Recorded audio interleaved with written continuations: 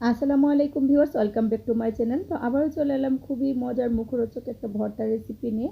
আর আজকে আমি পটল দিয়ে খুবই মজা করে একদম সহজ করে একটা ভর্তা রেসিপি শেয়ার করব। আর এরকম ভর্তা কিন্তু গরম গরম ভাতের সাথে থাকলে আর কিছুই লাগে না, এক পদেই প্লেট খালি হয়ে যায়। আর খুব সহজেই কিন্তু বানিয়ে নেওয়া যায়। আশা করি আমার আজকের ভর্তা রেসিপিটা আপনাদের অনেক ভালো লাগবে। তাহলে চলুন মূল রেসিপিতে।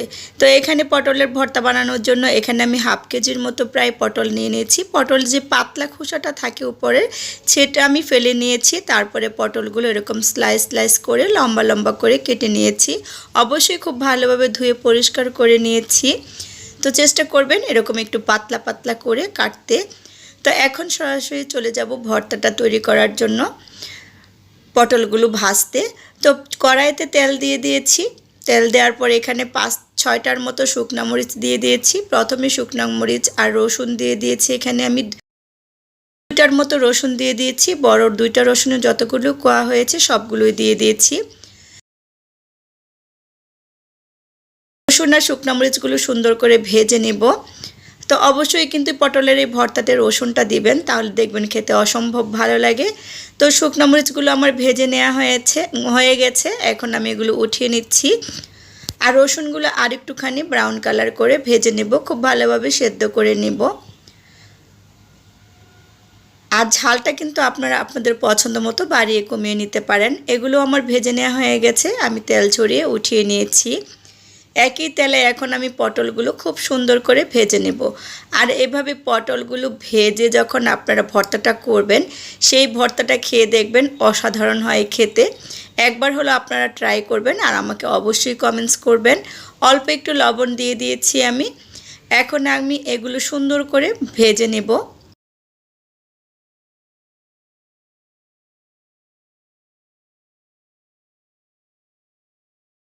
আর এরকম সুন্দর ব্রাউন কালার করে ভেজে নিয়ে তারপর পটলটা ভর্তা করলে কিন্তু অসম্ভব মজার হয়। তো এই কাজটা কিন্তু অনবরত নেড়েচেড়ে করতে হবে, না হলে কিন্তু পটলগুলো পুড়ে যেতে পারে। তো 7-8 মিনিট সময় নিয়ে পটলগুলো আমি খুব সুন্দর করে ভেজে নিয়েছি। আর আপনারা দেখেই বুঝতে পারছেন যে পটলগুলো আমার প্রায় ভাজা হয়ে গেছে। তো এগুলো এখন আমি চুলা থেকে নামিয়ে নিব।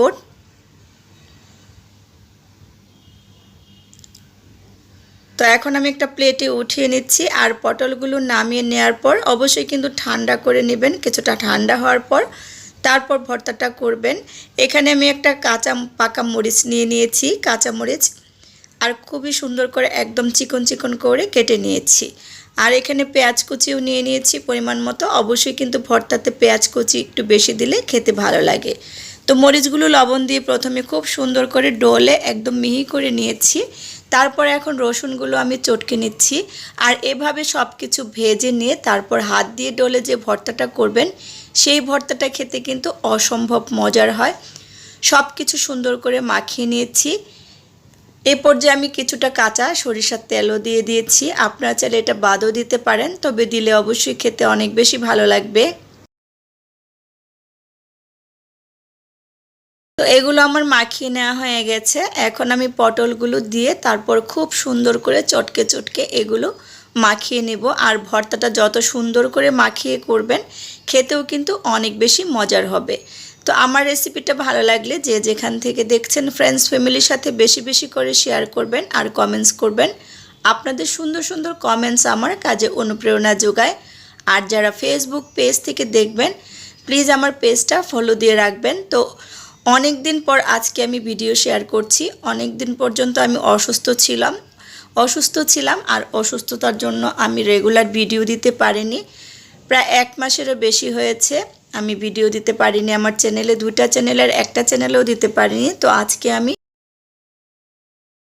ইনশাল্লাহ আপনাদের সাথে এটা শেয়ার করব। তো ভিডিও রেসিপিটা আমার আগে বানানো ছিল। তো আমার কিন্তু ভর্তাটা বানানো হয়ে গেছে, এটা আমি একটু পরিবেশন করে নিয়েছি। তো আমার রেসিপিটা ভালো লাগলে আমার চ্যানেলটা সাবস্ক্রাইব করে পাশে থাকা বেল আইকনটা ক্লিক করে দিবেন। আজকের মতো বিদায় নিচ্ছি। আল্লাহ হাফেজ।